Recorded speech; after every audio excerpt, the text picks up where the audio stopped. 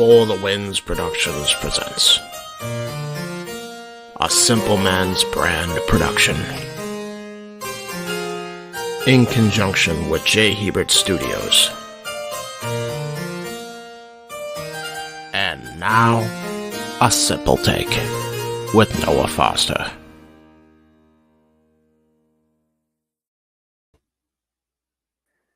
We have officially cast our main stars and supporting roles as we have now entered the road to WrestleMania. So for the first time ever, under a fully Triple H creatively guided WWE 2023, I am happy to finally introduce to the Simple Takes WWE PLEs. So here we begin, as everything has an origin. Welcome, everybody, once again to another Simple Take. You know what this is. I'm the Simple. My name is Noah Foster, as this is a brand new pilot, as we now will try and take ongoing WWE Simple Takes, and we're kicking things off with WWE's 2023 kickoff, of course, the Royal Rumble. But I am not alone, as my partner going forward for these, if they become a regular thing, and who knows, might even make these live. Only time will tell. Please welcome my color commentary cohort in the WWE Multiverse Media live reaction to Watch Alongs for all things WWE and NXT, representing Cast 18 Studios, the Renegade, JJ Williams. JJ, it's good to see you once again, my friend. Again, 2023, we're in the last day of January. WWE had their first PLE, and I say it was one hell of a kickoff to say the least, considering that this truly is going to be a fully creatively guided Triple H WWE. I think it's been off to a hot start. So how are you? I'm doing well, man. It's good to be here. It's good to be seen. It's good to be on the Simple Man's Brand talking what else? Professional wrestling. Damn it. Damn it. But we digress. Buy the shirt. I did. I'm not one to market myself because I always say it's not about me, it's about wrestling. And again, folks, please like, subscribe, comment, tell a friend, be part of Cast 18 Studios, be part of the Simple Man's Brand, be part of the Jet Fusion Network multiverse of media, where we give you 7 days a week all sorts of things in wrestling, cinema, and potpourri, which basically means anything and everything.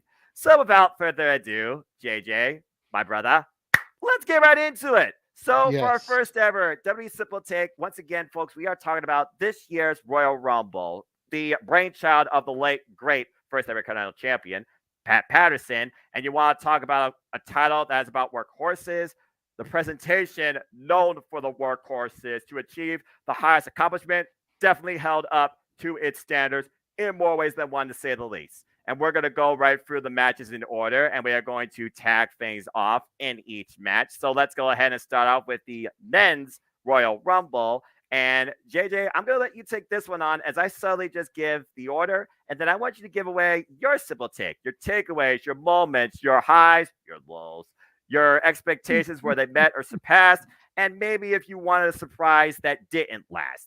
As we know, the men's Royal Rumble is, of course, 30 men. And by the way, shout out to the Jet Fusion Network Media, who, of course, took place in the Trio Rumble pool, where JJ, you had the winning number. Congratulations. Among others, we had the Ling General Walter, but for those that follow the current WWE product, I'll say the name just once. Gunther. Sheamus, The Miz, Kofi Kingston, Johnny Gargano, Xavier Woods, Karrion Kross, Chad Gable, Drew McIntyre, Santos Escobar, Angela Dawkins, Brock Lesnar, Bobby Lashley, the Almighty, Baron Corbin, Seth freaking Rollins, Otis, Rey Mysterio, Dominic Mysterio.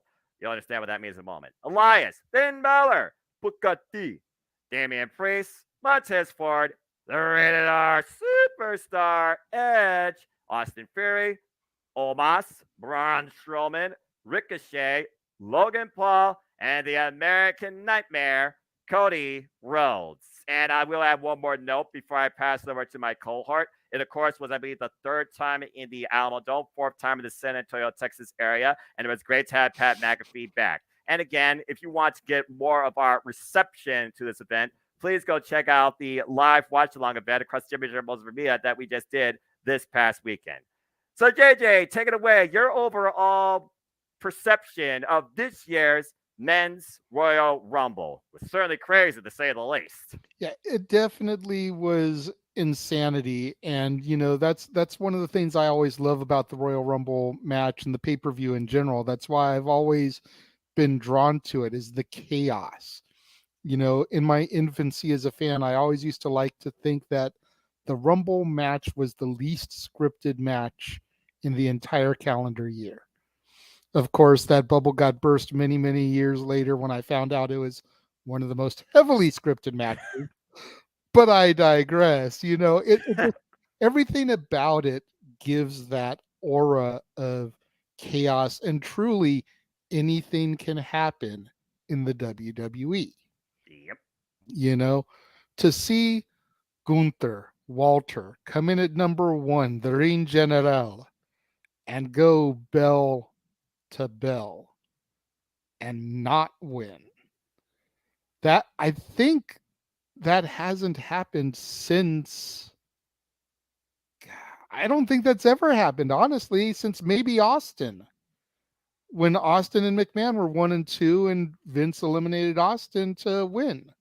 Mm-hmm. And even in that one, there was so much chaos and shenanigans. Neither man was in the Rumble the entire match like Walter was. So that in of itself, I think, is a history-making moment. And then you figure, I enjoyed the match, but there were a couple things that I felt like they really dropped the ball on. I feel like Cody, even though we all knew he was going to be back, shouldn't have been announced. Right. I feel like there weren't really any surprise entries in the Rumble, with the exception of maybe Booker T and Logan Paul. And it's like, they were in Texas. We know Booker T's a Texas native. Right. Really a surprise? Eh. It would have been more surprise if it had been his brother, Stevie Ray. Because Stevie Harlem Ray Heat. never had a match in the WWE. Harlem Heat. Yep. Yeah. And I mean, somebody else pointed out the fact that, I think it was when I was on the review this past weekend, somebody pointed out the fact that someone came out and then the person they were beefing with kind of came out like right after them. So instead of having things staggered throughout the Rumble, it was like, okay, well, here comes this person and they're beefing with this person, so they're out next. And then this person's kind of involved in the feud, and then they're beefing with this person. So it kind of became a little bit too predictable, I think. I mean, the Rey Mysterio angle, the way they worked that, I think that was solid. That's definitely going to set up, I think, Rey versus Dom at Mania. Yeah. If that doesn't set that up, then it's a huge missed opportunity. I did hear that Rey suffered an injury last week on SmackDown, which is why they did that. That way he didn't have to go out there, compete in that chaos, and possibly further aggravate whatever happened to him. I'm not really sure what the injury was. Hopefully it doesn't throw a complete monkey wrench into that plan, though. Okay. Other than that, I think the other thing that surprised me the most was that there was no Dolph Ziggler. Right? I mean, we laugh about it, but next to Kane, Dolph Ziggler has competed in the most Royal Rumble matches. Kofi tied him by making his appearance in this Rumble. I think Kofi tied him at 15. Yep. If Dolph had come out, that would have made 16 for him, and the record is either 18 or 19 by Kane. I know it's not 20. No, it hasn't got. I know for the longest time it was 18, but I watched a couple of the Rumbles when I was doing my watch in reverse order. Right. So I'm not sure if Kane is now up at 19 or if the record is still 18. Forgive me for not having that statistic handy, but in any event, like Dolph is on the cusp of tying that or even eclipsing it. But he wasn't in the Rumble match to get another notch in the belt. But then we saw him on Raw this week. So it's like, a respected workhorse, but again, it's like, give the man a bone, for Pete's sake. Yeah. I kind I certainly agree with several points that you definitely put out there. I mean, first off, I love the fact that they did kind of go with the same type of beginning setup with a big profile match retake, even if it was just for 90 seconds. Of course, I'm talking about the fact we started with Dalin General and Sheamus, which for me was actually my match of the year last year back at Clash of the Castle over the Carnell Championship, which, of course, Walter currently has. For those that don't know, I'm going to continue to call him Walter because that's his name. Sue me otherwise. But I digress. But the fact that also he came in as the Intercontinental Champion, doubling down what it means to be a workhorse in the WWE in this environment, I felt carried so much more merit, not just for him as a superstar, but for the title itself, because I don't think that got lost in the shuffle. I'm pretty sure that was even acknowledged by Pat McAfee, Corey Graves, and Michael Cole. That might be the best trio I've seen lately this generation of WWE product, not going to lie. Sheamus, 25 beats to The Miz. I thought for a moment he was going to go for the number of times there's been a Royal Rumble, this being the 36th one. And then Kofi Kingston, I don't know if he's trying to keep going off of past glory, but he needs to stop. I almost thought he legitimately hurt himself when it was found out later on. I guess he was unconscious and couldn't continue. I guess maybe he rolled over and the feet kind of touched the floor, despite the fact he was limped over like a rag doll, worse than Darby Allin on that turned over chair from the commentary side of things. And then you talk about, the back and forth when it comes to, okay, you got these type of participants in here, but am I supposed to expect them to go for the long haul? They did that kind of with two sets. They did it first with Bobby Lashley and Brock Lesnar, as you said, back to back. Again, Brock Lesnar, he was in the Rumble for less than 3 minutes. What? And he got eliminated by Bobby Lashley, which I guess there is some synergy there. But I seriously wanted to see him go for the long haul against freaking Walter, and now I want that match at WrestleMania. So, also, when it comes to Royal Rumble, are we teasing future feuds, future WrestleMania matches, big what ifs that may never happen, which I'll talk about with the women's one. But anyway, and overall, they talked about Lesnar now. He's getting up there with the number of eliminations, now has over 30 plus eliminations, and then he freaking just destroyed Baron Corbin. I'm not going to lie, I kind of wish it was Dolph Ziggler in that spot because Dolph Ziggler is a better seller, and at least he would have been a counted entrant in the Royal Rumble. Baron Corbin to me was one of those that was like, pointless. Yeah.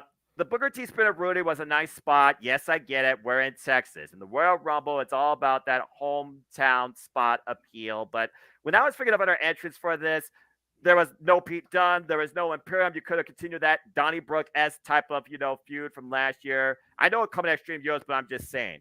We talked about, like, Johnny Gargano was in there. I was figuring Dexter Lumis would come out from underneath the ring and be like, and help him for being eliminated at one point. Didn't happen.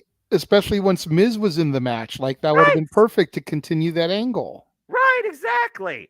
And why they call WWE, particularly Monday Night Raw, the land of giants? There was more than enough share of giants, as we talk about later down the Rumble. Omos and Braun came out back to back, renewed hostilities for the short haul from the match of Crown Jewel, and Braun eliminated Omos again. So, did really anything change? Are you just trying to, reopen old wounds just cause? Was it just a minor spot? I was like, nah. I was expecting, deep depths between particularly those 4 participants, because I wanted to see what happened if all 4 of them were in the ring with Walter, because those are your 5 biggest men in this freaking Royal Rumble. But speaking of biggest, we talk about the roundest. I wanted to see what would have happened if Bronson Reed collided with Otis. Bronson Reed, of course, a new return for Monday Night Raw, so I get that. But just for showing, and whether or not he and Miz have a business agreement on mutual funds, I was maybe figured, okay, maybe they could call that back. And most importantly, what really threw me off, not a single NXT entrant. I was expecting the likes of Tony D'Angelo or, renew hostilities with Santos Escobar. Let's get the one and see what he can do amongst this field. Carmelo Hayes, especially with Ricochet in there. I was expecting the freaking spot to be visited by those particularly. Talk about that later. How about Dijak, the repackage, Talk about Hard Justice, okay? See what he can do among this field. Joe Coffey, My Kingdom. Okay, make the Royal Rumble your kingdom. Set yourself out to take over new land. So, that's just some of the things that kind of were like a letdown for me. I know they continue the escapade of the Judgment Day, receiving judgment by the one that created it. And it does feel like we're going to go full circle this year at, if not the Elimination Chamber, WrestleMania. I feel Elimination Chamber might just be the final stepping stone towards that, especially when we talk about the aftermath of the Royal Rumble. For those that are wondering, we are actually recording this pilot at 8:23 p.m. Eastern Standard Time, Tuesday night on January 31st. Stay tuned to see if this thing goes live and let us know your thoughts.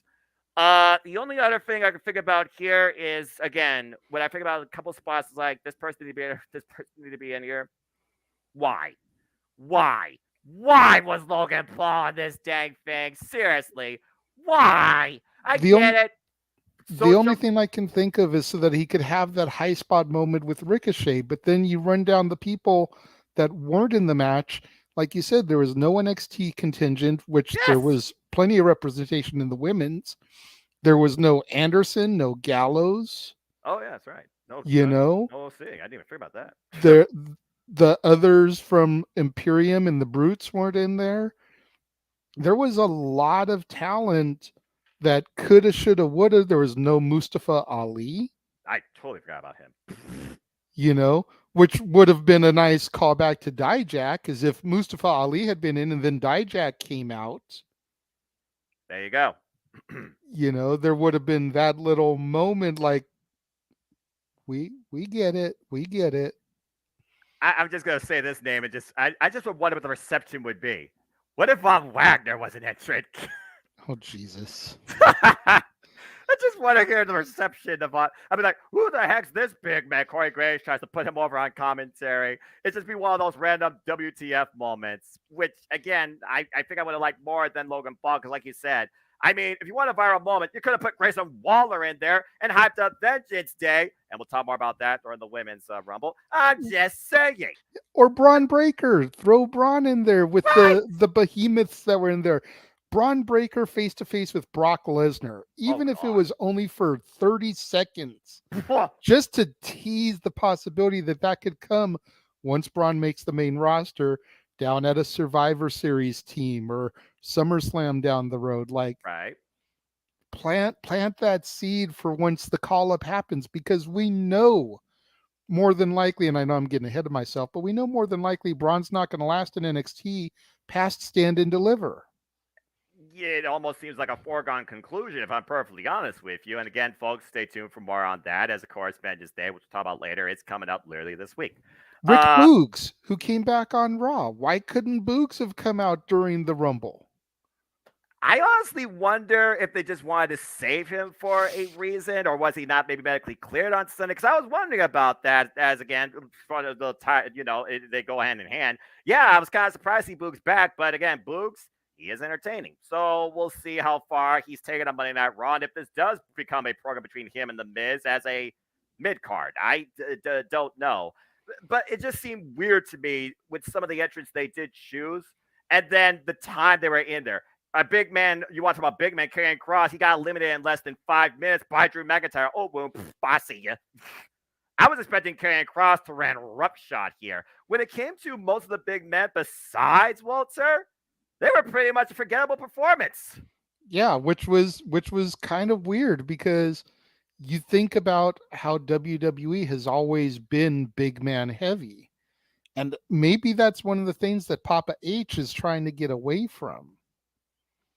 Yeah. Is trying to make it more realistic competitors. Well, I mean, Sheamus, Andrew McIntyre, they definitely had the longest stint. Good on them, by the way. Sheamus lasting for 52 minutes and 30 seconds before he and Drew were both eliminated at the same time by Walter. Triple threat match, please. One day, just saying, for the Internet Championship. Right. I'm just saying. And then as we finally, thinned down the field after the midair anime collision.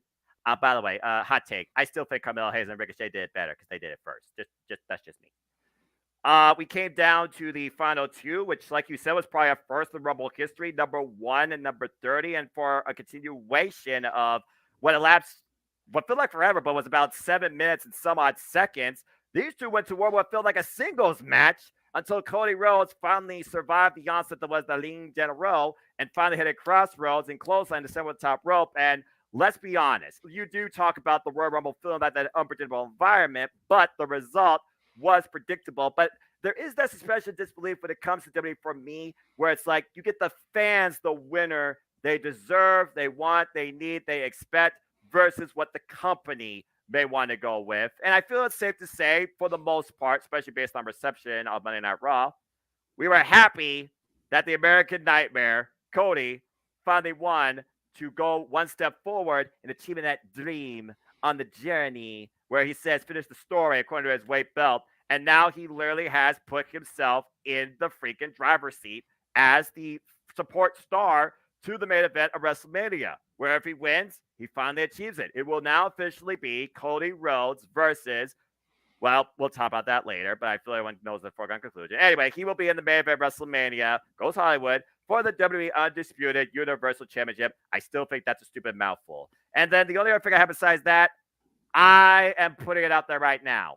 Nobody, and I mean nobody, will ever beat, under traditional Royal Rumble circumstances, the Lean General Walters Iron Man run of over 73 freaking damn minutes. And that guy is a future WWE World Champion. Vince, you are a bloody fool, reportedly, if you did not see that in this incredible throwback of a one-of-a-kind professional wrestler. Damn it. But I digress.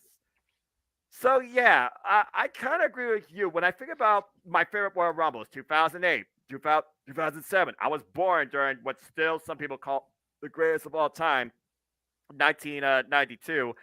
This one was fairly okay for the setup, but the execution at times felt a little bit hit and missed.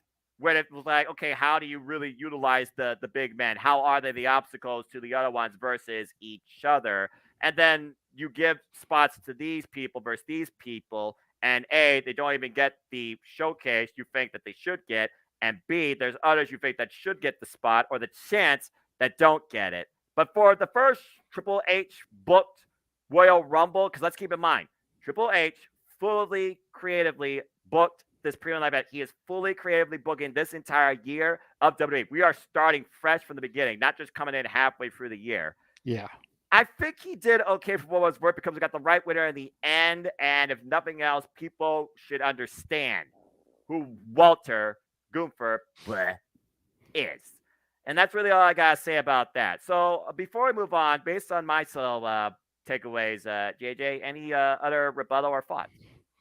No, I don't really have anything else I want to add to that. I feel like you said pretty much everything else that I was going to say on that topic. So, all right. So, folks, again, let us know your thoughts as we break down each match and what would be your fantasy booking expectations, what maybe, dissatisfied you, what maybe exceeded your expectations. We love to hear your thoughts. And again, who knows? Based on appeal, based on timing, this may become a live thing. So, as we move on from there, this is weird for me for a couple of reasons, JJ, because I know there were two matches, okay? It was like, the filler, the mid card, and they went back to back. But was the matches actually what mattered, or more so the aftermath of each that correlated kind of into each other in maybe foreshadowing the same thing? It almost feels like you're talking about these two as a single segment, because the next thing on the show, of course, was the Pitch Black match. And it was sponsored, of course, by this. And yes, this is officially my last bottle. I finally am done with the six pack once I saved it literally for this. So anyway. I gotta know, before we get into the match, what did you think about the Pitch Black Mountain Dews? Because I haven't tried it yet, but I basically heard it's like grape soda Mountain Dew. It's pretty much that. It's very berry. It's grape and Mountain Dew to a degree. I know that Mountain Dew had a previous grape flavor. Don't remember what it was called for the short call, but it's basically, grape Mountain Dew. It's okay for what it's worth. Okay. Not in my top 5. Anyway, I'm a Dr. Pepper guy myself, but that's just me. Hey, everyone's got a favorite, man, Anyway, I feel like for us here, there were two expectations. What can Bray Wyatt do in the ring? What does this do in storytelling? To say there was a lot of in-ring stuff would be putting this match over more than it needs to be, because the presentation alone probably took people out of it a little bit. But like Bray Wyatt said on the press conference, he likes the fact that he has more free form and can do these things, take his own risks, and do something different. This was certainly different. However, what really got me was afterwards. Again, you talk about foreshadowing. You even talked about during Bray Wyatt's entrance down to the ring in some sort of rustic armor appeal. There was those Firefly Funhouse characters, the Buzzard, the Bunny, and Huskus. And then we saw that come into play in the aftermath after Bray Wyatt hit his sister Abigail on him, because the rest of the match was Bray shenanigans on the outside, including exploding green paint spots and a table clash and a glow stick. And that was a candlestick, by the way, but I do like the lightsaber reference. But yeah, he takes him to this part of the stage, like an altar almost. After grabbing him with Mandible Claw, we look up from the heavens, a dark heaven, see Uncle Howdy, who does his own trust fall. Yes, I know it was botched. Just go with it, folks, kayfabe wise. And basically takes LA Knight to hell while the Firefly Funhouse characters loom over from above and Bray Wyatt watches on from off to the side. Now, that being said, again, did Bray Wyatt show us what he was capable of in the ring? No. No, not at all. This was very was underwhelming. Yes. But the storytelling, the presentation does lead a bit of suspension of disbelief to say that this is going to continue in another way. But do people want to see more of Bray Wyatt's capabilities in the ring? Are they getting tired of the storytelling? Is it getting muttered? Because all he's been at this point is a walking narrative. Does this really push anything forward? JJ, your simple thoughts on this presentation per se, and LA Knight that literally was the supporting role. This was weird, and I don't necessarily know if either man was pushed forward in any way to a degree. If anything else, I still wonder who the hell Uncle Howdy is. Yeah, I don't think this match did anything for either person's story going forward or anything. I don't mind so much the theatrics that is Bray Wyatt, Right. because I'm a movie guy. So I'm all good for some long-term storytelling. You give me the theatrics, you give me the first act, second act, third act, you give me a good conclusion, I'm set. Right. And I feel like this match was such a wasted opportunity. I think the reason why it underwhelmed to pretty much the entire audience is because nobody knew what to expect going in. Including the two involved.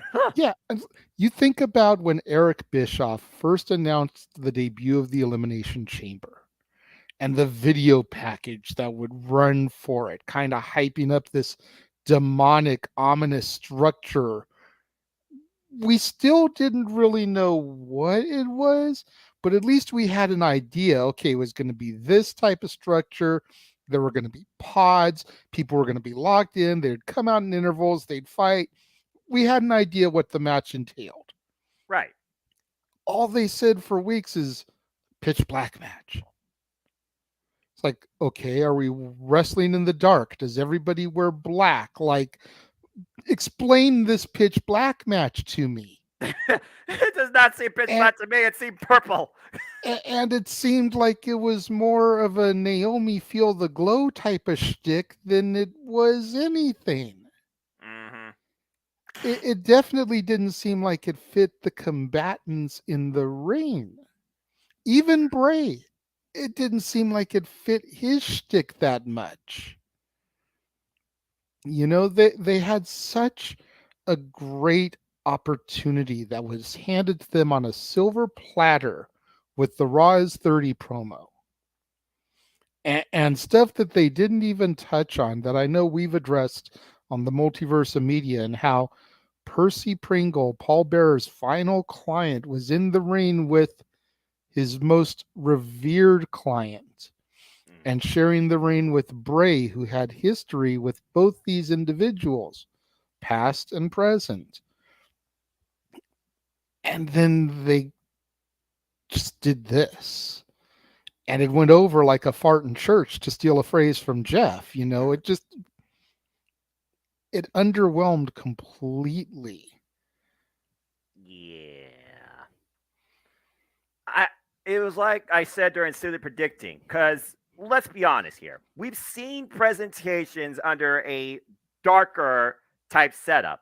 We could talk about cinematic matches even that were completely out in the dark, forest per se, graveyard.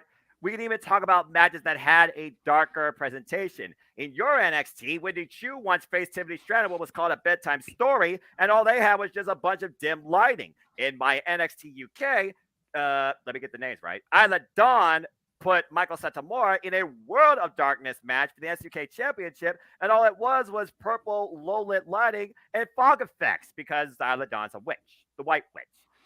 And then I think about, matches going all the way back to WWS Genesis. You think about Boiler Room Brawls with Mankind, and Triple H didn't know right from left because, again, all you saw was steam. All you saw was a slightly lit light bulb, for example.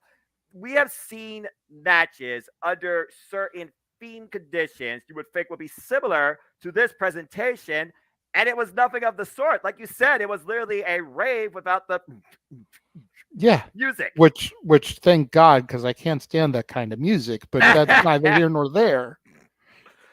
Fair enough. But yeah, I mean, the only thing that really stuck out to me besides the aftermath, and I still don't know who the hell Uncle Howdy is and whether or not he's still alive, is he a manifestation of Bray? Is he another side of Bray? Is, again, the glow effects of Bray Wyatt, the Wyatt 6. Was this something to push the Wyatt 6 forward? And we still don't know if anybody, as far as this goes, was even debuted as part of the Wyatt 6. So those three, like, part of the Wyatt 6. I don't know Howdy part of the Wyatt 6. Is Bray even part of the Wyatt 6? Is the Wyatt 6 just a manifestation of 6 sides of Bray, or is it actually going to be a physical manifestation of a group? You talk about movies, long-term storytelling. The longest movie I've ever seen, to my knowledge, besides Scarface, was probably the Avatar movie, which I think clocked in at over 3 hours. This narrative of Bray Wyatt, I feel like has been the same narrative since he came back last year at Extreme Rules. So long-term storytelling is one thing. Progression in the long-term storytelling is another. What has really progressed besides LA Knight now being part of the cast? Just saying. I'm just really confused from what I saw in all this, and I just don't know if anything was really, figured out as far as to be continued. Stay tuned for this. It wasn't like, even if they did like a business presentation, it wasn't like you give me the Dragon Ball Z announcer and be like making me feel excited. Right. I need to see more from Bray from a physical capability, not a narrative. Need to see more from something. And if they're going to tie Alexa into this, which I know that's where we're going to go next, then they need to pull that trigger already. Well, because it's like just having her as a dancing marionette is getting old as well. Either she needs to go back to embracing the darkness, or she needs to be allowed to be the goddess, to be Little Miss Bliss. But this half and half BS, just figure something out with it. Well, why don't you go ahead and further talk about that? Because, again, we talk about, the fact they were back-to-back, but it felt like this women's match here wasn't needed, but the aftermath maybe should have been all that was presented, because it felt like this match should have really been a Monday Night Raw, because I don't think they gave enough time based on both these women's capabilities. So why don't you go ahead and still give your take on your EST of WWE, defending the Women's Championship against Miss Bliss, who basically came in here saying, I have the advantage over you, and that is fear. Where in the end, JJ, I think the one that is in fear right now the most is Miss Bliss herself.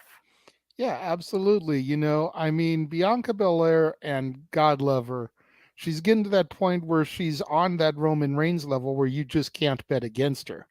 Mm-hmm.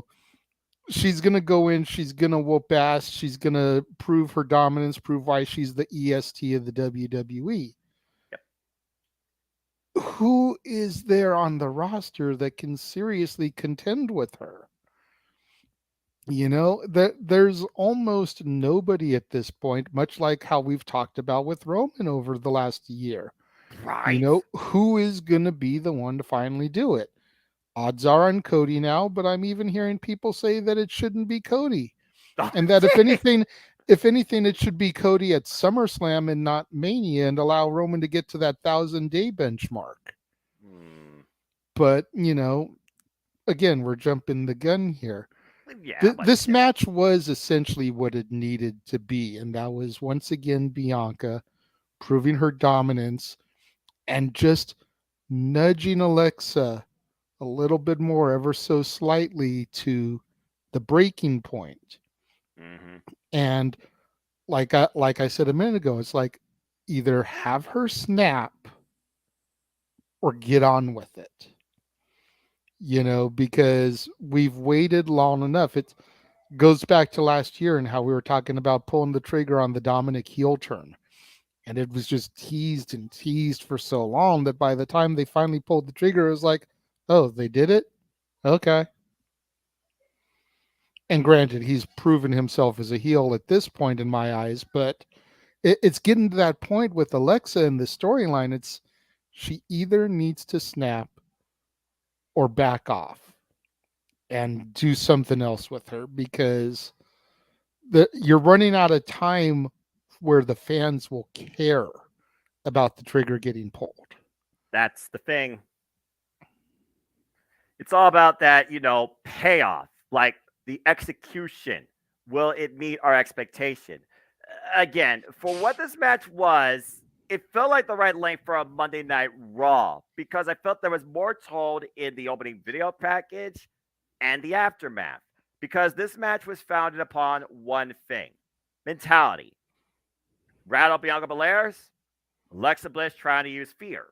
That's literally what this was about. But there wasn't really no psychological warfare once that bell rang. It was Bianca Belair proving why she is the strongest after hitting the KOD. Very shortly, I might add. There wasn't really a single moment here where I thought Bliss had a, well, being honest, snowball chance in hell. I No. noticed that she wanted to try to go maybe for like a Kuzon thing or a mandible claw thing, and maybe that was like the closest thing she was trying to do as far as maybe a booking fear, the claw. But she wasn't able to do that. Had to do it.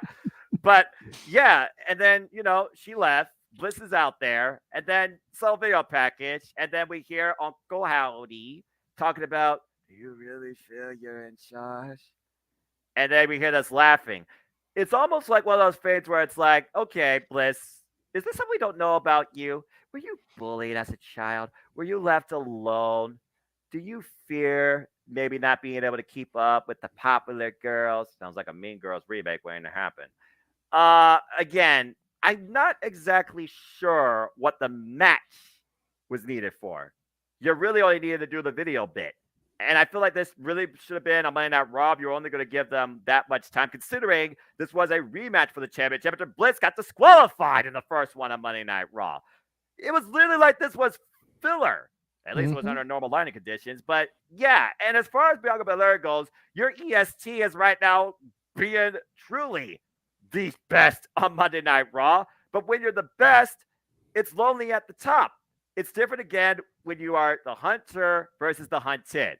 But after you've already executed all possible prey and prizes you could take, who else is left at this point?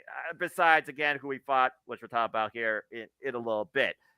I almost want to say that right now, based on the quality of competition, that Belair has hit her peak on Monday Night Raw because she's taking everybody.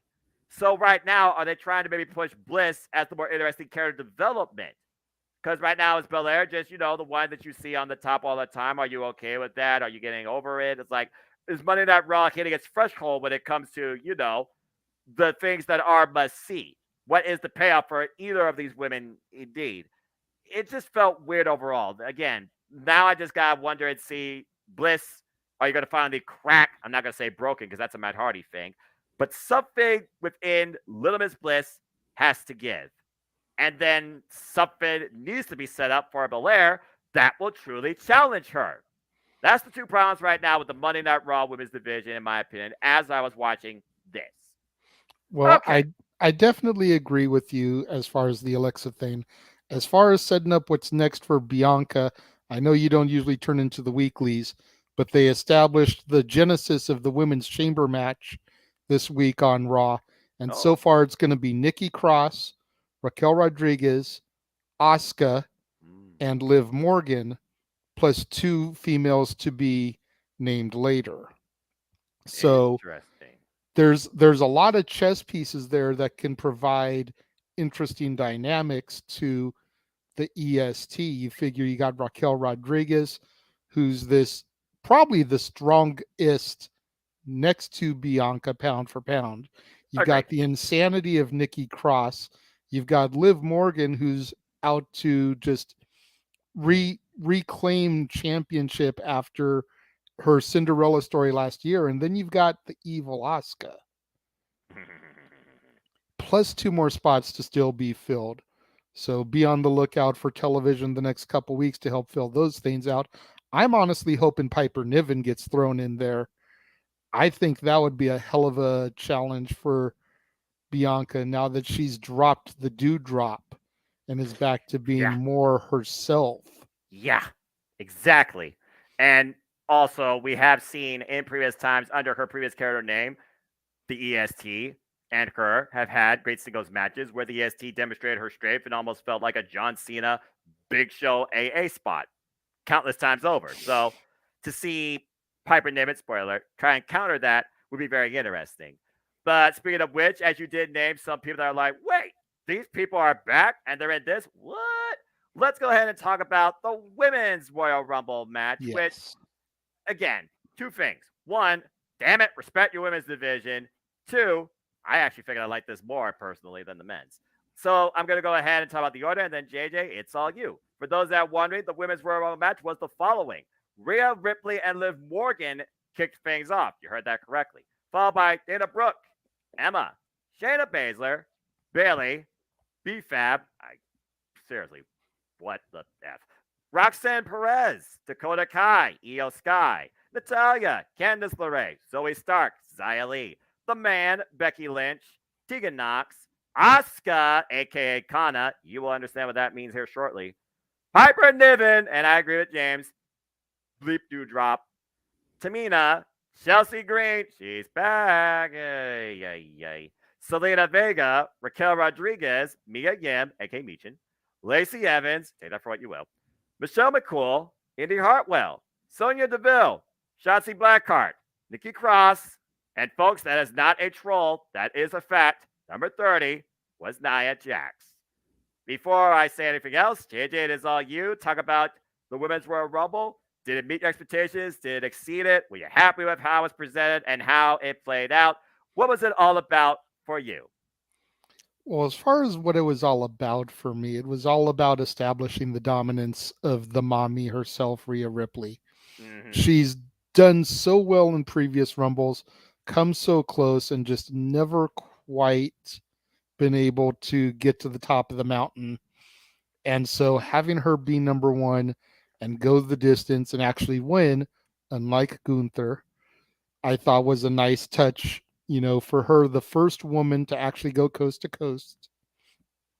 Best to do it prior to that was Bianca Belair coming in at number 3 and winning the Rumble. So Rhea's got that edge on Bianca now at this point, at least. I just feel like the Women's Rumble was so much better booked between the returns, like Piper Niven, like Nia Jax, for whatever that's worth to people.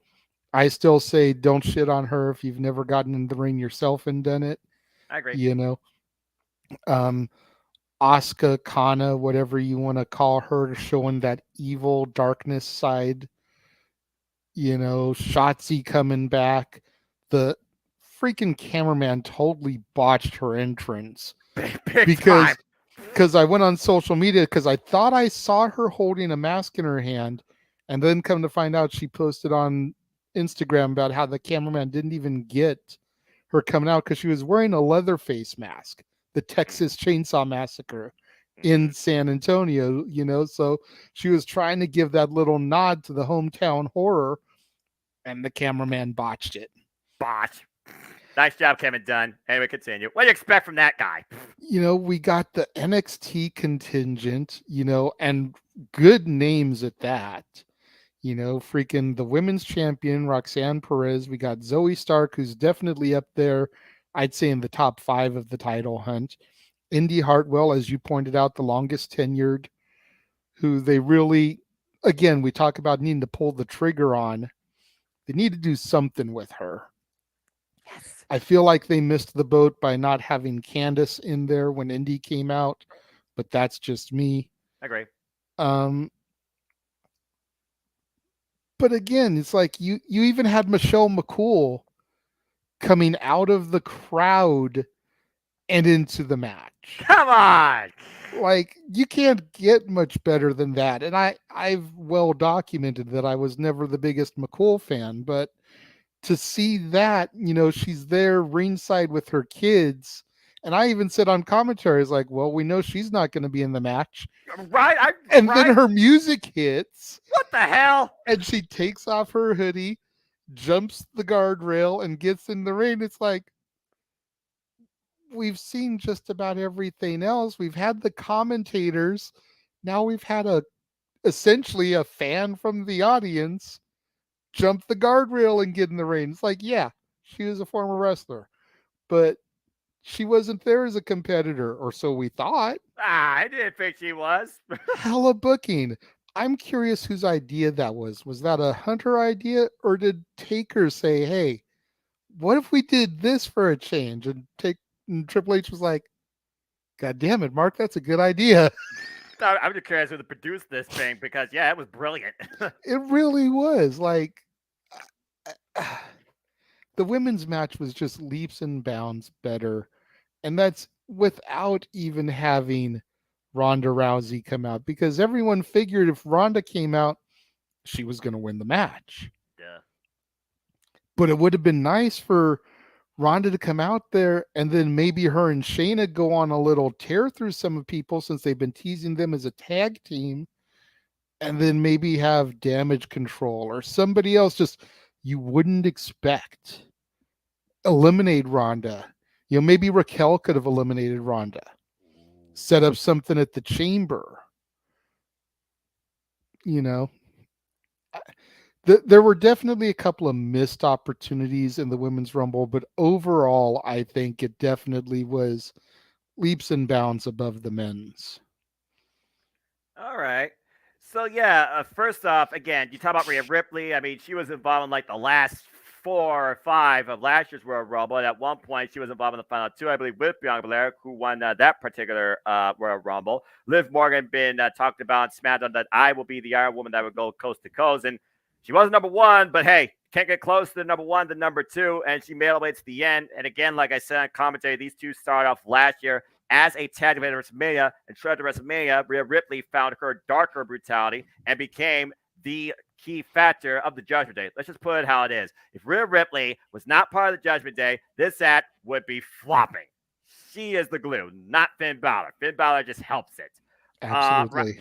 Roxanne Perez was definitely a nice surprise for me, considering how much I have so support the Prodigy. Again, so young in age. Former Ring of Honor Women's Champion. I think she's like 20 right now. Now she's the NXT Women's Champion. She was the winner of the Breakout Tournament. She was the winner of the first ever Iron Survivor Challenge. And of course, straight out Booker T Academy Reality of Wrestling. She is the future. She is the now. The Prodigy is truly a promise to WWE. And I keep saying that. And of course, we'll be talking about her this Saturday on Veterans Day. Number 10, when all of Damage Control was in the ring at once and ran roughshod. Statboy at one point saying eliminated 5. I think they went up to maybe like 7 people total. And being the only true women's faction right now outside your NXT in the main WWE, I thought that was a nice touch until their enemy came out and basically obliterated them. And that was the man, Becky Lynch. But didn't come easy, of course. It came later. But I thought also Zoe Stark. So Zoe Stark is interesting to me for 2 reasons. She started off coming in during my NXT days, the black and gold. And then she's been basically crossed over to your NXT, kind of gone through some character metamorphosis, lost some tag team partners. She once had a fallout with Io Sky, and then she got injured. I think she tried tagging with Alba Fire, and then that fell to the wayside. And then her last tagging with, I think it was Nikita Lyons, fell to the wayside. So now she's like trying to come into her own. The very first time I saw her power, her agility, her look, she screamed to me that they were going to use her and make her be booked eventually like a Charlotte Flair. It surprises me she hasn't had a single title yet in NXT. But she definitely has that potential showcase and power to be that big down the line, I feel, in WWE. And she showed that firsthand, being the longest tenured NXT superstar in this Rumble. going across many in the field and dropping several of them too. Incredible presentation by her. Then I said it on Simply Predicting. I freaking called it. I'm so damn happy I was right. When Kana, and again, for those that don't know, Kana is Asuka's original Joshi Pro Japanese pro wrestling identity. It is a female evil to what you all may know as the Great Muda. Now, I don't think she was raised by the Great Kabuki. I would just put that out there. But this woman, this manifestation of Asuka, as you used to know her, is downright brutal, cynical, and doesn't give a damn about anyone's safety. So the fact that she is channeling this inner evil makes me actually very happy. And that's all I got to say about that. So start YouTubing Kana and find out yourself. By the way, she once survived a beating by Minoru Suzuki. Keyword survived. That makes anybody harder for life. Anyway, Very nice, very evil. Danhausen wish he was this. Anyway, after that, yeah, I mean, James talked about his excitement when they dropped the do and Piper Niven came back. And I said as soon as I saw her gear, I know she's from Scotland and it's green, but seriously, Piper Niven and Gallus just screams to me, set this thing up as a faction for me, please. That's really all I got to say about that. And then there were some solid teases. Again, the Women's Rumble, it teased, okay, maybe potential tag team, okay, maybe potential rivalry, okay, maybe potential breakout, not just, of course, from your NXT. When Piper Niven and Tamina, of all people I was talking about, Tamina squared up, I was like, and let's be honest, Tamina's had how many tag team partners during her tenure in WWE? But this dynamic right here, I feel could actually be something. Piper Niven and Tamina kind of had me interested to see them more so as a tag team than facing each other, for what it's worth. And again, Tamina being only utility, she needs something, damn it. Respect her. The daughter of just Jimmy Supai Snuka. Anyway, Chelsea Green, why do you treat the hot mess like that? In and out in 6 seconds. What a friggin' return, right? That just And hurt me. they began her journey to the Karen gimmick that I've heard reported for her last night. She walked up to Adam Pearce. First thing out of her mouth was, "Are you the manager?" It was like, wow, really? That we're already starting down that path. I'm just gonna say this. She's gonna be that Karen gimmick, and I don't know. Like, she seems like she's perfect to play it, but why do we need to do it? Unless she becomes the new general manager of the entire WWE Women's Division, I do not need to see a Karen in WWE. It was bad enough seeing Karen Jarrett and Susan in Impact Wrestling. There, I said it. Ugh, Karen. Ugh. Okay. Selena Vega, again, cosplay galore. That Street Fighter apparel was pretty damn awesome. The jury. And then the friggin', if someone didn't turn that into a meme and put the health bars up above them and the dots and the combo meter, that's a missed opportunity. When Xia Li and Selena Vega were on the apron having a literal Street Fighter-esque match, I was like, okay, this is freaking cool. I need to see more of this. And then Xia Li got her head kicked off. I loved her gear, by the way, and her look. Again, Xia Li, highly underrated. I do hope they use her more properly, fittingly on SmackDown. And then number 25, you said, the audience, daughter. Oh, how cute.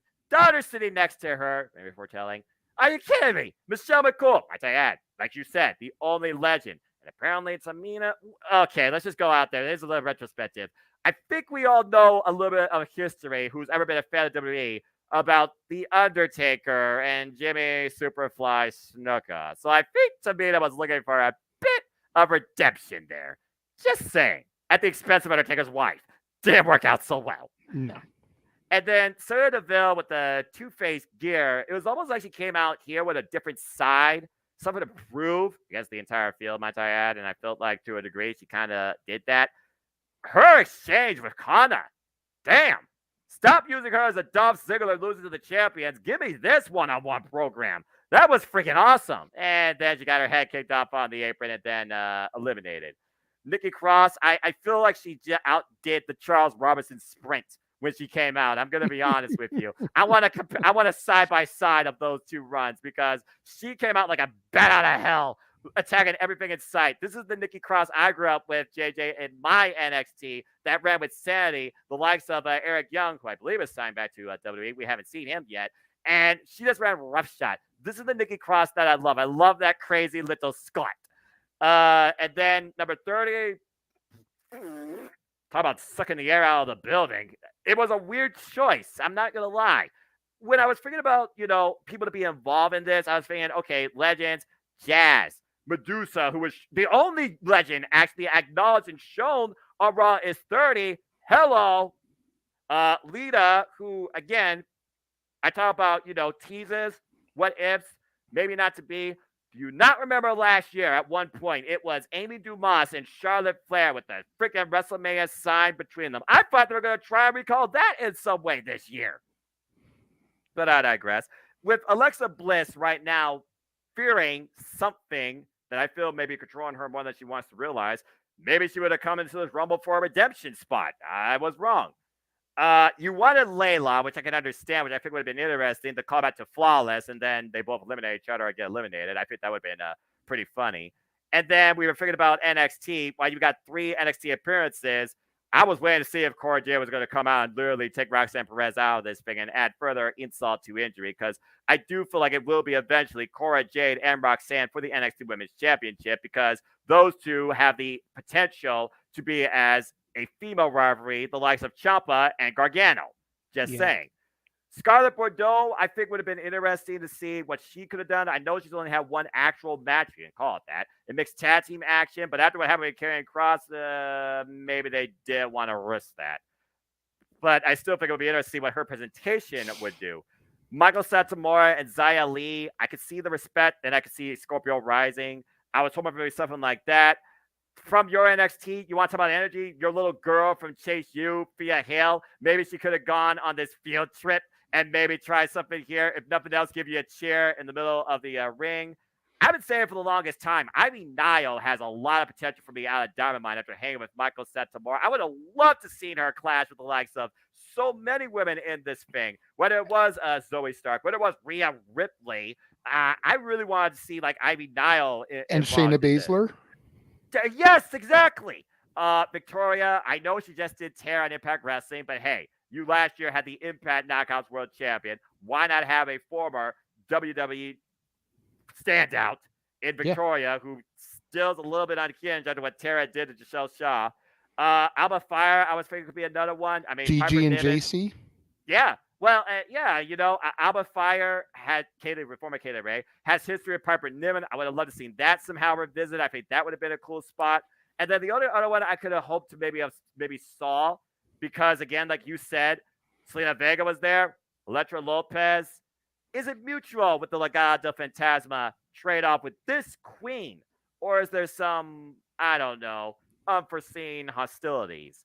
I feel like they could have had a bit more of an NXT factor versus a legend factor here, but I really do appreciate what this Rumble gave us, because the Rumbles, for me, foretell the future of the industry, as it should. Zoe Stark, Roxanne Perez, Indy Hartwell, they're going up to the roster within the next year. I guarantee you that. And you talk about you mentioned the Queen. Yeah. We had Booker T in the men's Rumble. Why not have Queen Sharmell for the women's?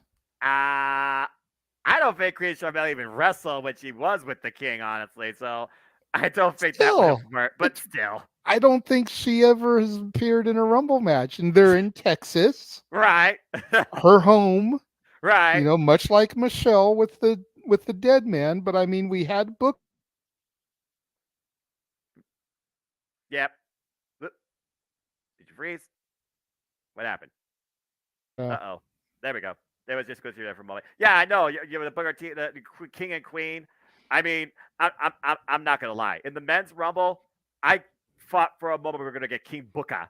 I think that would have been hilarious. I just want to hear the King Booker theme and him doing the pinky thing. I just think that would be freaking hilarious. I just want to see that one more time. All hail King Booker, not Booker.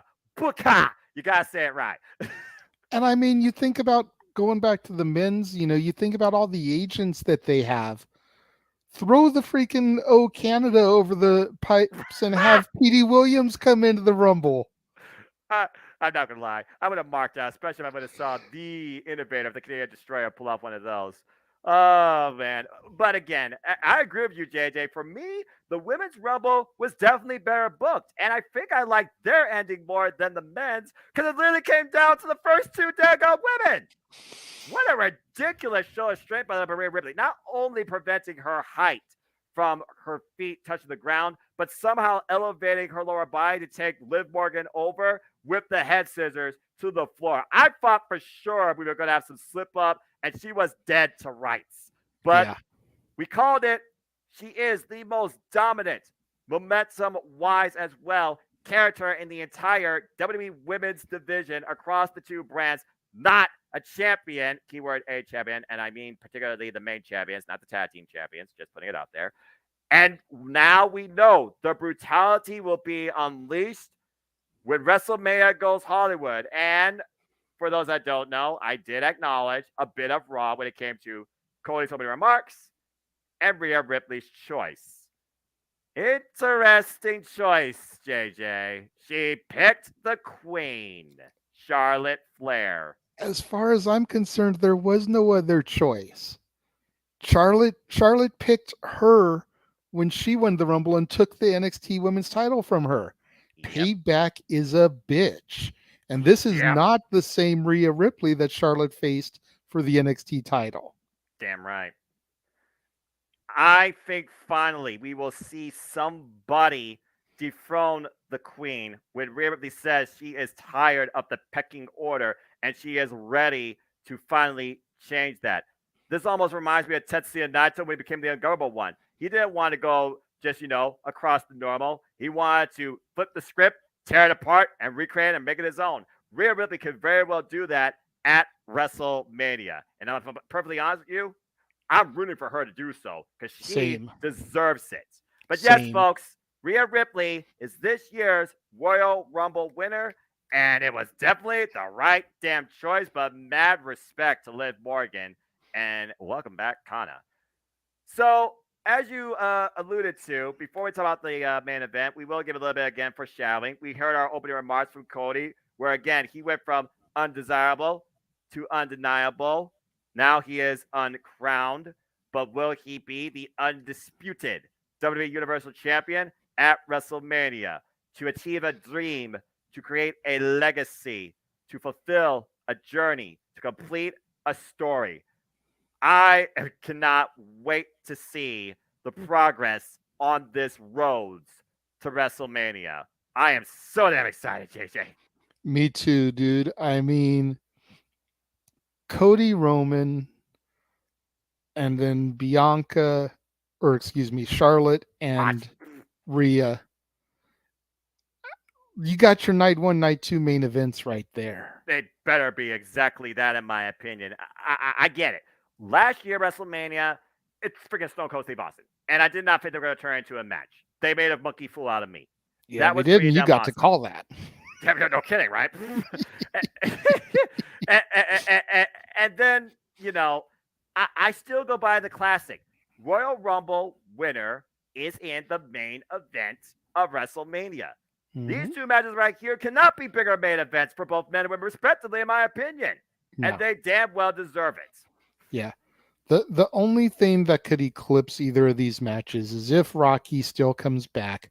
But what would they do with that at this point? Because Roman is already tied up with Cody. Exactly. So there's no way, you give Rhea and Charlotte night one, and you give Roman and Cody night two. It's as simple as that, in my opinion. Both of them have their moment.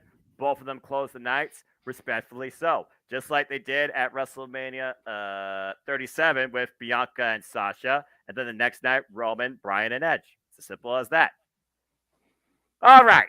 Well, as we, of course, talked about what happened, of course, after the Rumble, we still didn't talk about the end of the Royal Rumble. So, JJ, you know what you're about to do as we now talk about, good God Almighty, the main event that was the Royal Rumble pay-per-view for the undisputed WWE Universal Championship. It was Roman Reigns versus Kevin Owens. But to be perfectly honest with you folks, this was not the thing that mattered the most.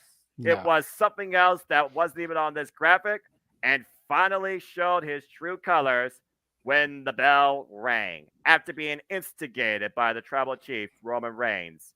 JJ, what felt like a theatrical masterpiece, Oscar nominated worthy. This is all you. Take it away. Yeah, I really feel bad for Kevin because at the end of the day, he wasn't even a B-list player in this storyline. Like, he was the last name listed in the credits. Ouch. You think about it because it's like Roman Reigns, Sami Zayn, Jey Uso, Jimmy Uso, Solo Sikoa, Paul Heyman, and introducing Kevin Owens.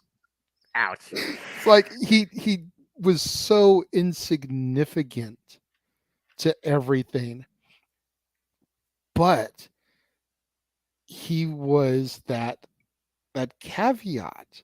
He was that thing that kept everything rolling forward.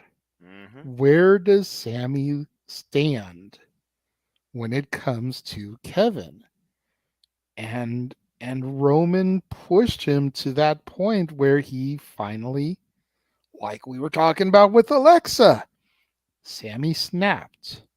Yep. He showed where he truly lied. And it wasn't even that he was anti-bloodline in that moment. He just wanted the punishment to stop to his friend.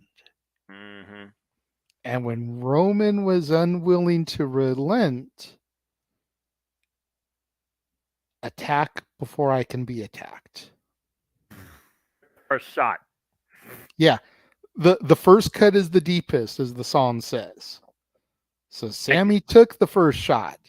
He paid for it afterwards, especially considering the fact that his buddy was handcuffed. Yeah. I He think you couldn't said help him. I think you said on commentary that they were literally about to crucify this man. The only thing they did was put a crown of thorns on his head. Pretty much. I mean, you look at the way his arms were strung up there on the ring, it looked like they were trying to crucify him. The last rites. Jesus. So Kevin couldn't protect Sammy. Jimmy, who we all thought was Sammy's bestie in the bloodline. Jay actually. Botch. No, because Oh, for the longest time it was that's Jimmy. right. Oh, you're right. At first, okay. They had okay, the yeah, at handshake first. and everything. Oh, yeah. I didn't forget about We that. all thought that Jimmy was his bestie throughout the entire time. Turned on him. Solo, the assassin for hire, he didn't care. He don't give a damn. And then Jay, who only recently came to the light because of Sammy, didn't help him. He walked away from his blood. So there's still so many pieces to this puzzle that we need to get solved. Yep. I mean, Jey Uso's going to social media talking to Roman about, let's run this back. Going back to a couple years ago when he fought Roman. Could we get Jay versus Roman at the Chamber? There's still the whole tag straps. When Jimmy got injured on Raw is 30, Sammy stepped in to defend them with Jay. Could Adam Pearce be like, well, since Sammy defended the titles last with Jay, Sammy and Jay are the tag champions? Technically speaking, yeah, that would make sense. So Jay's left the bloodline. Y'all beat the crap out of Sammy. He's not with y'all no more. Y'all are just down to Roman with the gold. We hear this whole speculation about Sammy and KO versus the Usos at Mania. Right. First, we got to figure out what's going to happen with the Usos as tag champs. Are they even still, or are we going to have to do something where maybe a ladder match to see who gets possession of the belts and they get to pick their partner? There's so many different ways that the storyline can go to get us until April 1st. Yeah, that's a lot of time to fill because, again, we got Elimination Chamber and then you got nothing till WrestleMania. There's no March filler, No. which is There's crazy. nothing but Raws from the 20th of February all the way until April 1st. Raws and SmackDown. Yeah, about to say, it feels like for me, the Bloodline thing is going to mostly reside on SmackDown because SmackDown has been Roman Reigns' home and SmackDown has been the A show since they put it on Fox. And that's probably because they have the bigger business deal, despite the fact they're losing half their revenue. Ayo. But yeah, so to just put a subtle, back on the match itself, yeah, it was almost like the match was like the opening trailer because the match was underwhelming except for a couple of key moments. In the end, it was some back and forth action, some crazy splashes. I'm just glad Kevin Owens did not break his damn neck going for the step up moonsault, and then he oh my repositioned God. himself. Yeah, that was scary. Repositioned himself, another small citron drop, then off the second rope with a splash again, and then basically across 4 splashes after ref bump, low blow, Sami emotions tugged beyond he don't know, where that momentary lapse in judgment almost cost his tribal chief. And while Roman Reigns was being preached the gospel by his wise man Paul Heyman, Sami Zayn reluctantly falling in line. And I think at one point James even called this thing a cult versus a family. He very well might be right. Especially after what Roman Reigns did. It was 4 spears that finally did put down Kevin Owens in the end, but not without, again, this is where I really draw the line about, all right, I understand you're the champion. Maybe you're playing a role, but you're also Samoan. Did you just go savage? I cannot recall the last time I've seen the fronts of the steel steps used against the opponent, let alone the back of their damn head, whiplashed hard down, not once, but twice. And you saw, as well as I did, JJ, he was grasping the back of his head since those spots, the conclusion of the match, which thankfully was concluded rather quickly after a 4th spear. But then again, we were talking about the bigger story here was not the title match, because with Roman Reigns, what do we always say? It's not about the result. It's about the story. The story took place afterwards, damn it, because freaking Roman Reigns decided to make an example out of Kevin Owens and remove him once and for all. As you said, trying to crucify him in front of Sami Zayn. I was like, okay, what's the final test? You're just going to watch this? Were you just to make sure that Roman Reigns is going to hold on to the title? Oh, no. The final test is you truly decide between your past or your present. Who is your family? Who is your friend? Who is your damn brother? And after being instigated about his past, I gave you the world. I'm trying to make you better. You don't want me to pull the trigger? You do it. Jeff said he gave him the smoking gun. I was like, he's got one bullet in the chamber. Who do you point it at? Who do you take it up against? Whether it only incapacitates them or take it out once and for all. And all it took, he had all he could stand. He can't stand no more, despite the fact that he was literally inside a war zone on his own. Did it against Roman Reigns, and then all hell broke loose. Not just in the bloodline, but that entire arena and our watch along. Jey Uso, who felt literally shocked, betrayed. You're supposed to be a brother to me. You're like a brother to me. And then Jimmy Uso reminded him, I'm your brother. He's not my brother, as he goes in for the attack first. And then freaking street champ Solo Sikoa hits him with the Samoan spike. Roman Reigns, it's almost like this right here. He's like, I can't believe this bitch did this to me. Yeah. And then he freaking tirade him, blasted him down as the bloodline went, well, ape bleep on Sami Zayn, full on Samoan Savage. And while Jay was literally watching on, looking like he was about to rip his head off. And again, like you said, was Jimmy was the friend first. Jay wanted to rip his head off before War Games, saved him during Tribal Court. Jay did nothing physically. He walked away. He turned his back on his family, on his tribal chief. Something in me, JJ, ever since Jey Uso said, man, I don't give a damn what the tribal chief say.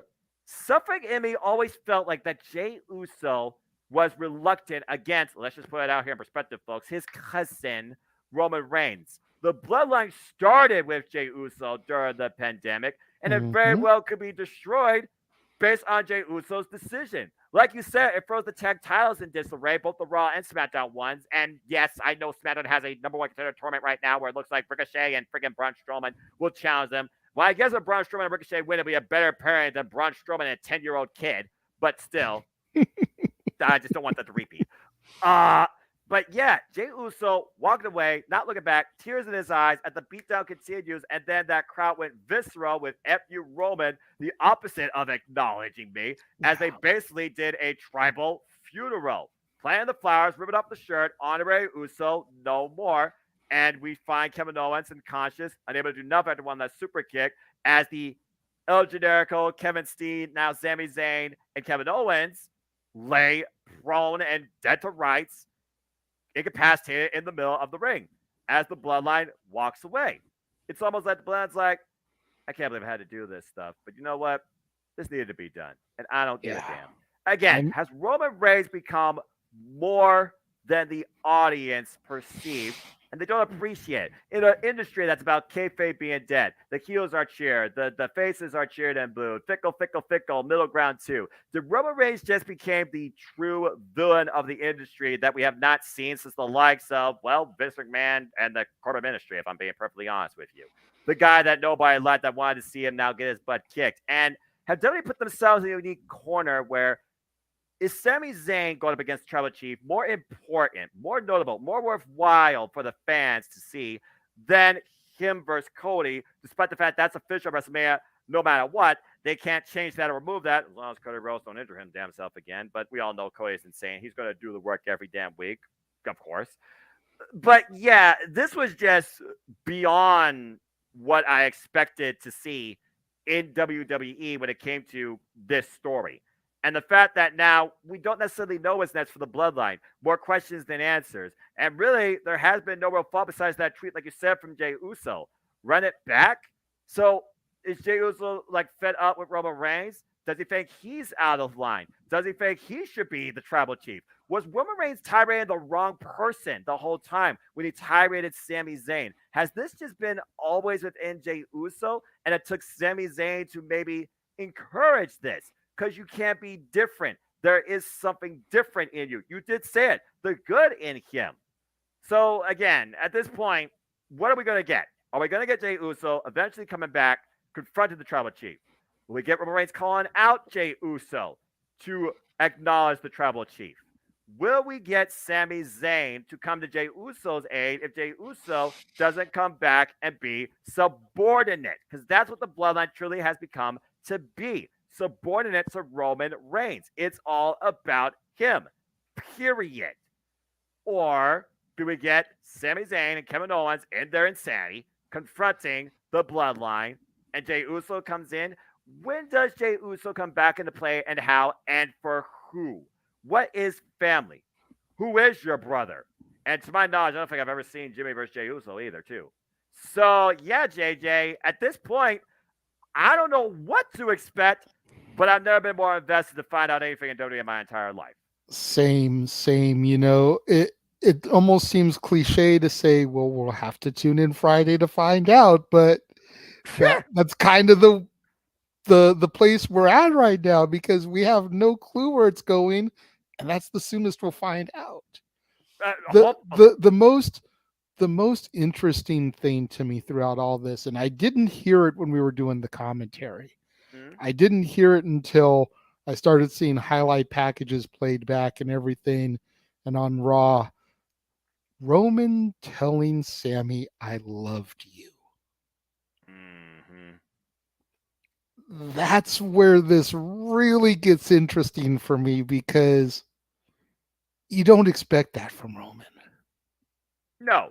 So how much of this really hurt him to do too?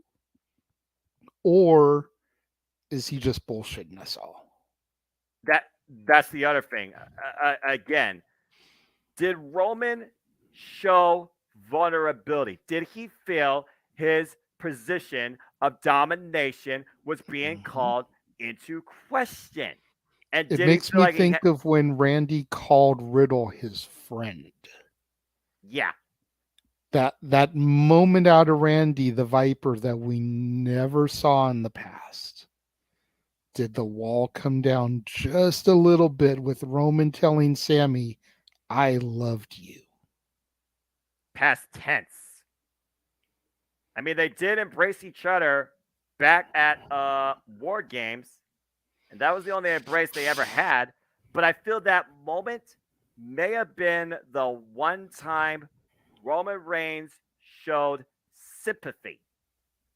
And in his mind is that weakness that he refuses to ever show again. Does he feel foolish? But I also have to just say this. At the end of the day, let's not forget who Roman is with. Paul freaking Heyman. I said it Royal Rumble last year. Who was dictating the entire thing between Brock Lesnar and Roman Reigns? Paul Heyman. Who is dictating the bloodline? Is it Roman Reigns or is Paul Heyman truly manipulating this entire thing since day one and we're not thinking about it? We talk about it all the time, JJ. He's in the background. He subtly reacts. He's the one. He's the wise man. He's the hype. He is not an advocate. He is not a manager. He is not the boss. He may be the wise man, but is the wise man wiser than the tribal chief of the bloodline? Don't know. I'm just saying. You know what's It's really going to always be something to think about. Well, also, let's think about this. Cody Rhodes has already given his open remark, okay? Now Roman Reigns needs to get back on track and focus because you heard what freaking Cody Rhodes says. Maybe there is more than one dynasty versus just one royal family. It's the Rhodes versus the Onai family. Let's just put it out there. So, how do we continue this? How does Roman rethink and focus on this? Does the wise man, being the brilliant narrator he is, hype this up? Talk about maybe the history of Rhodes' family legacy versus the Onai family's legacy. Does Roman actually speak indirectly to Cody? When can we first expect a confrontation with Cody and Roman? They have to have some sort of verbal face to face. Cody said on Monday Night Raw, the best professional wrestler right now is Roman Reigns. And in order to put myself up there with him, I have to meet him face to face. There has to be a confrontation at some point during the roads to WrestleMania. How soon will that be teased? How soon will that be planted? Could we even get that before the Elimination Chamber? Because there's a bigger agenda. That has to be the bigger agenda. But right now, we got Elimination Chamber. And as you sort of alluded to, so far, they only are setting up 2 chambers, one for the United States title and one for the Raw Women's Championship. No other matches have been made official or even teased, except for possibly a mixed tag team match that could be Edge's last match. But we'll talk more about that later. But the bottom line is this. What really feels like it should be narrated by the narrator from Dragon Ball Z is this Bloodline saga, because I can't wait to find out what's next. Same. WWE in the last year has done just so good with this story and the Bloodline storytelling. Exactly. I'm on pins and needles. You know, eventually it's going to crumble. All empires do. Damn right. The question is the when, the where, and the how. And was the Rumble the beginning of the crumble? The crack found in the foundation that is the bloodline. And will it erode due to phenomenons over time? Are we just literally under 60 some odd days to the end of the bloodline? Tune in and find out, folks, because we're going to be along the entire way. But with that being said, that concludes this first ever Simple Take. Overall, WWE Royal Rumble 2023, fully creatively produced and guided by Triple H. A hell of a kickoff to this year's WWE Premium Live events. I was pleased overall what I saw, mostly to a degree. And overall, thank you, Triple H. And now I just can't wait to see what we do on our road to WrestleMania. But first stop is Elimination Chamber. Again, JJ, you talked about the Women's Chamber. Go ahead and run down the participants again. And this is for the Women's Championship, right? It isn't for the women's. It is not for the championship. It's to see who's going to face Bianca at Mania. Got it. And so far, we have Nikki Cross, Raquel Rodriguez, Asuka, and Liv Morgan, with 2 more participants to be determined. If I remember correctly in my subtle reading, as I was trying to find more about that, it sounds like they're going to have a fatal 4-way for the next participant, and then they haven't announced the participant, so they're just going to name it? Something like that. I missed that part, but I do believe you're correct about the fatal four-way. Okay. And then over on the men's side of things, Austin Theory is defending the United States title, as you mentioned, against Johnny Wrestling, Johnny Gargano, yes, Bronson Reed, and Seth freaking Rollins. Oh, brief. With 2 more spots to be announced. And here I thought that Seth freaking Rollins was going to face Logan Paul at WrestleMania. He's still stuck in the United States title picture?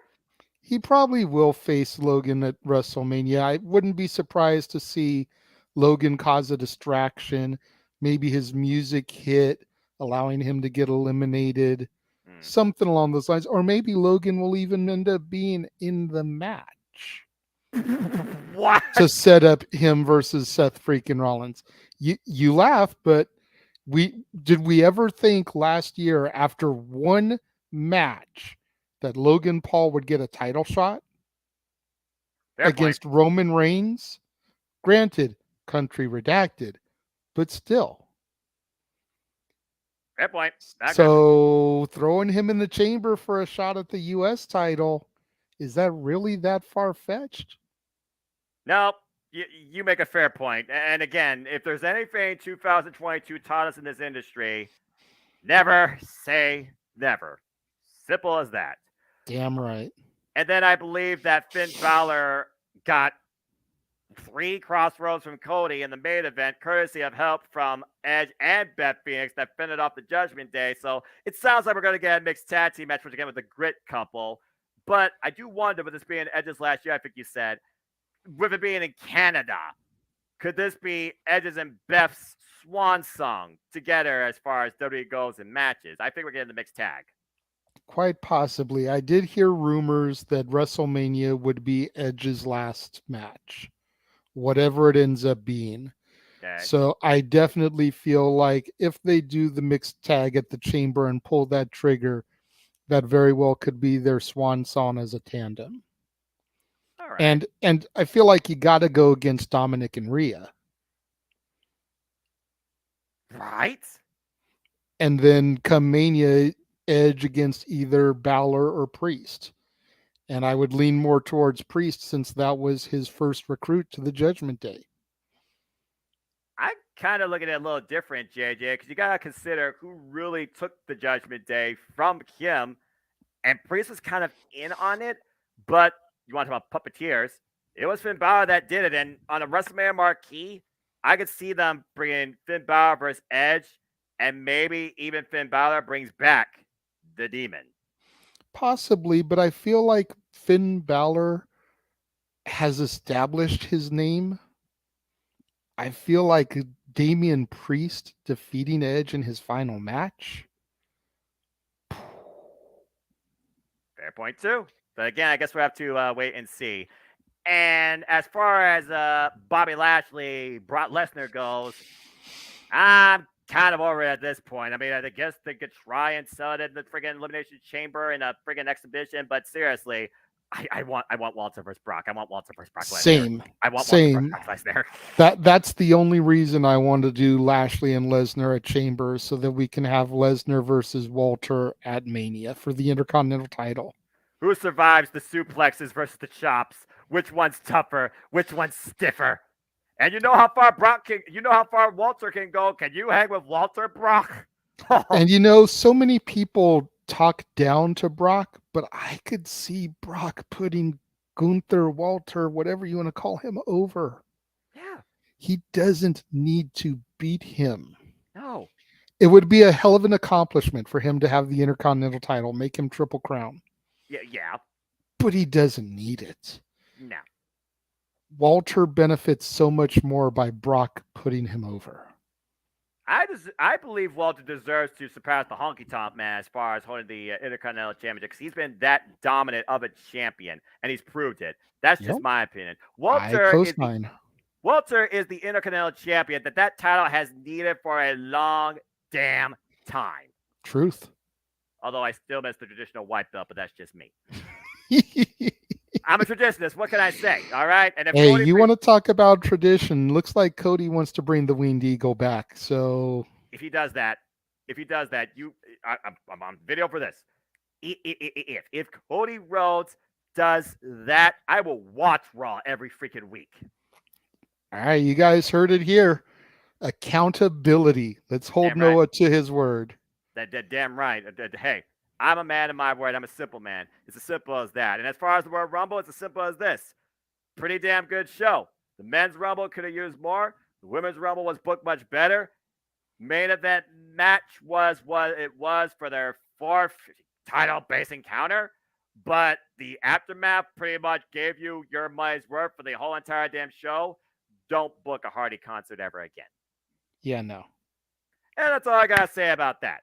With that being said, JJ, this has been an absolute pleasure. I think we gave ourselves a new tradition here. Whether or not we make this thing live, let's see how this proceeds. Let's see how schedules work too when it comes to anything that's not during East Coast NXT and how the weeks are. So before I conclude, my good friends, anything you want to plug up a vote, and where do people find you? Well, you can find me on social medias. I'm on Instagram, the Renegade JJ Williams. I'm on Twitter at ROWJJ Williams, youtube.com/Casa D18 Studios. As has been alluded to a few times, I mainly do movie reviews on my channel.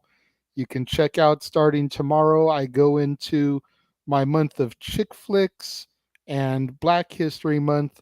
I've got a double feature of Matthew McConaughey to kick things off. How to Lose a Guy in 10 Days and Failure to Launch with Kate Hudson and Sarah Jessica Parker, respectively. New release Saturday is going to be a Netflix original called Doggone, starring Rob Lowe.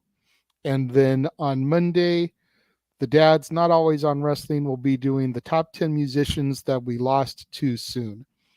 It was originally planned we were going to do when we were doing Dads on Fridays. It was supposed to be the anniversary of the day the music died, that tragic plane crash that took Buddy Holly, the Big Bopper, and Richie Valens. So that's why we had that theme lined up, but then moved things over to Mondays, kind of lost the coinciding on the day, but we decided it was just too good of a topic to throw out, so we stuck with it. Fair enough. And then, of course, you'll be able to see me and Noah call the action this Saturday for Vengeance Day, all across the Jeff Meacham Network Multiverse of Media, beginning 4 p.m. Pacific, 7 o'clock Eastern. I'm looking forward to this, man. You got freaking Grayson Waller versus Bronathan Breaker in a cage. You've got the triple threat, Roxanne Perez, JC Jane, and Gigi Dolan. That's the match I'm looking forward to the most. Continue. Same. There's just so much good stuff that is coming up on this show. You've got Wesley and Dijak for the North American title. You got the New Day defending their titles against Gallus, Pretty Deadly, and a team to be determined. You've got Apollo Crews versus Carmelo. You've got Apollo Crews versus Carmelo Hayes in a 2 out of 3 falls match. And then you've got Katana Chance and Caden Carter versus Fallon Henley and Kiana James for the NXT Women's Tag Team match. For the belts there. Okay, that's a weird tag team, but again, sounds interesting to say at least. I will say that. And thank you, JJ. And folks, you want to know more about me, know this, for I am just a simple man and a lifelong fan of professional wrestling. Damn it! But I digress. Buy the shirt. Support the I did. God bless you. Find me on Instagram. Find me on, because I'm barely on that platform. Find me on the Twitter and YouTube at nfoster1916 for all things wrestling. Shout out, of course, to my entire ATW family on Twitter. Again, on my Twitter, you will find me always with simple takes, simple comments and thoughts, positive outtakes on all things wrestling, especially when it comes to AEW. Let's freaking go with Damage tomorrow. Damn it, I wish I could go live, but again, priorities for passions. And of course, on my silly YouTube channel is where you'll find content like this and more, live or recorded, but as well in the community tab. Come be a part of the various predictions league as the WWE League kicked off. And I sent Jeff the Jeff Meacham Network Games leaderboard so far after 2 events. We did Hard to Kill and Royal Rumble. And of course, NXT Vengeance Day is coming up this Saturday. The first live NXT premium live event outside that stupid, tiny, one-dimensional studio. So hopefully I'll get a realistic set with some damn meaning. And I am looking forward to this show, especially because Roxanne Perez, the Prodigy, is defending the NXT Women's Championship. Let's freaking go. And you can definitely expect Simply Predicting on this and so much more because I'm crazy. As all these shows will have Simply Predicting panels at various times. The NXT Vengeance Day one right now is, JJ, currently tentatively going to be clocked in this Friday, 7 p.m. Eastern Standard Time. So if you can stop by, please try and do so. But of course, I will send you the form as I send everybody else the form. And of course, we have Elimination Chamber following that. Impact Wrestling's No Surrender, AEW Revolution, Sacrifice, courtesy of Impact Wrestling, the Ring of Honor, Supercard of Honor, WrestleMania Night 1, NXT Stand Deliver, and WrestleMania Night 2. That is all the city predicting coming up so far this first quarter of the year, too, along with some exhibitions that I don't know yet if I'll take on, but we'll wait and see. And of course, after our watch along of NXT Vengeance Day, stay tuned for the weekly edition hosted by the Renegade here for our fun open panel, gets real too, of Open Mic Night, the Saturday night open platform where we discuss all sorts of things, wrestling, and a bit of humor and other various topics too.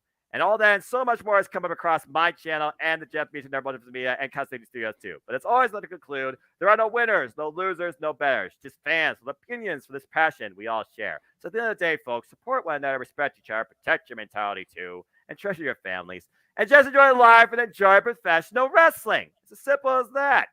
With that being said, thank you so much for tuning in to this pilot of WWE Simple Takes. Please like, subscribe, comment, and tell a friend. Hit the bell to hit the bell to know when the next video goes live on demand on Cast 18 Studios or on my Simple YouTube channel. Hit the subscribe button. Let's keep growing these user communities together. Our creative content is not leaving anytime soon, I assure you. JJ, I think we started something fresh and new, and I'm looking forward to doing a Simple Take with you on NXT and WWE Elimination Chamber too. Whether or not they're live, stay tuned, folks. But for tonight, absolutely. For the Renegade JT Williams, I'm the Semendo Foster. Thank you for tuning in to this Simple Take, as I always like to leave you with this simple encouragement to make a positive impact in life and have a good night. And again, Roman Reigns, you freaking suck. That's all I got to say about that.